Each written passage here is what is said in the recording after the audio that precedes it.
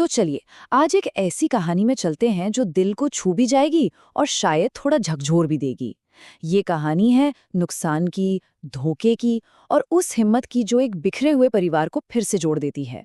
मतलब जब सब कुछ अंधेरा लगे, तो क्या उम्मीद की एक छोटी सी किरण भी काफी होती है? इस कहानी के सेंटर में एक ऐसा शख्स है जिसके पास दुनिया की हर दौलत थी, हर शोहरत थी, पर असल में वो पूरी तरह से टूट चुका था। क्यों? क्योंकि उसने वो खो दिया था जो उसके लिए सबसे कीमती था, उसकी अपनी बेटी। और फिर एक दिन उसी गम के माहौल में एक बच्चे के मासूम आवाज ने कुछ ऐसा कह दिया जिसने उस आदमी की पूरी दुनिया, उसकी पूरी हकीकत को ही हिलाकर रख दिया।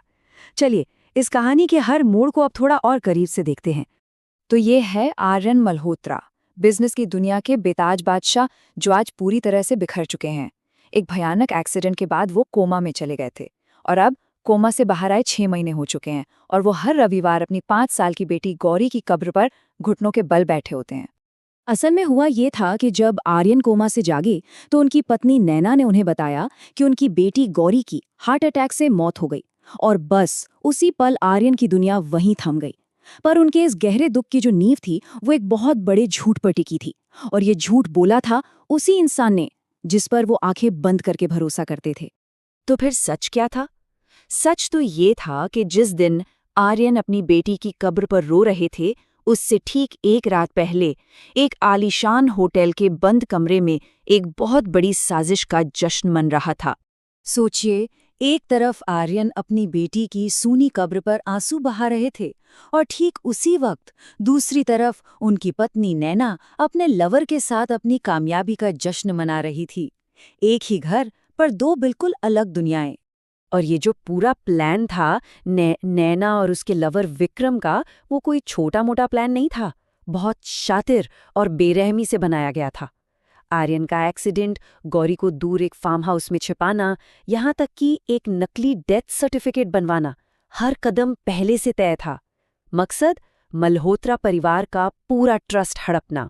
पर उस होटल के कमरे में वो अकेले नहीं थे। कहते हैं ना, दीवारों के भी कान होते हैं।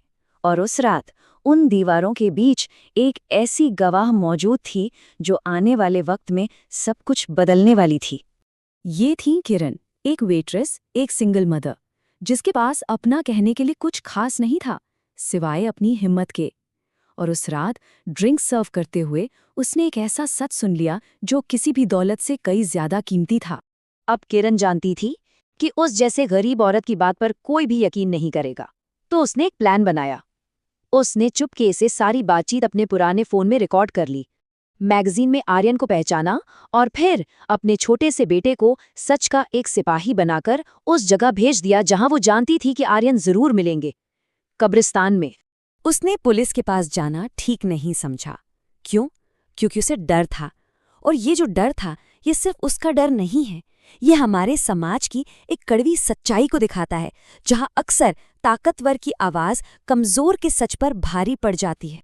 तो अब कहानी वापस घूमकर वही आ जाती है, उसी कब्रिस्तान में, जहां एक 7 साल का बच्चा एक दुखी अरबपति की तरफ बढ़ रहा है और उसके हाथ में है उम्मीद की वो छोटी सी किरण। उस बच्चे ने, राहुल ने, अपने कांपते हुए हाथों से वो पुराना सा फोन आर्यन की तरफ बढ़ा दिया। उस फोन में एक ऐसा सच कैद था जो आर्यन की दुनिया को हमेशा हमेशा के लिए बदलने वाला था। और जैसे ही आर्यन ने प्ले का बटन दबाया, उसने अपनी ही पत्नी की आवाज सुनी और उस आवाज ने उसके हर शक को, हर डर को सच साबित कर दिया। पर कमाल की बात यह है कि उसी पल उसके दिल में एक नई उम्मीद भी जागी। बस वो एक पल था, एक ही पल में सारा दुख, सारा दर्द गुस्से में बदल गया। निराशा ने हिम्मत की शक्ल ले ली। अब वो कोई लाचार पिता नहीं था, अब वो अपनी बेटी को वापस लाने वाला एक योद्धा बन चुका था। और इसके बाद तो झूठ का वो पूरा महल ताश के पत्तों की तरह ढह गया। सबसे पहले आर्यन ने किरण और राहुल को सुरक्षित किया। पुलिस ने फार्म हाउस पर रेड की और फिर वो पल आया जिसका महीनों से इंतजार था, एक पिता और बेटी का मिलन। गौरी ने बस इतना ही पूछा, पापा आप जाग गए? और नैना और विक्रम को गिरफ्तार कर लिया गया। तो तूफान तो गुजर गया, पर अब सवाल ये था कि इसके बाद क्या होगा? क्या सब कुछ पहले जैसा हो पाएगा? नहीं, लेकिन धोखे की इसी राख से एक नए और शायद पहले से भी ज्यादा मजबूत परिवार ने जन्म लिया। कानून ने भी अपना काम किया। कोर्ट का फैसला आया और नैना और विक्रम दोनों को उनके किए की सजा मिली। उन्हें अपहरण, धोखाधड़ी और साजिश के जुर्म में लंबी सजा सुनाई गई। 1 साल बाद मल्होत्रा हाउस का नजारा बिल्कुल अलग था।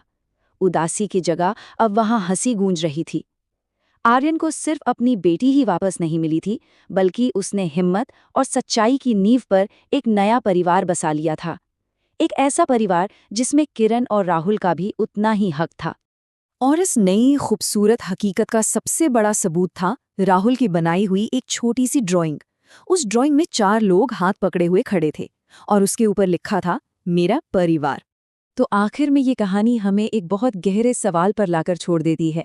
इस दुनिया में जहां हम दौलत और ताकत के पीछे भागते हैं, क्या असल और सबसे कीमती दौलत एक माँ की हिम्मत और एक बच्चे की सच्चाई नहीं है? सोचिएगा जरूर।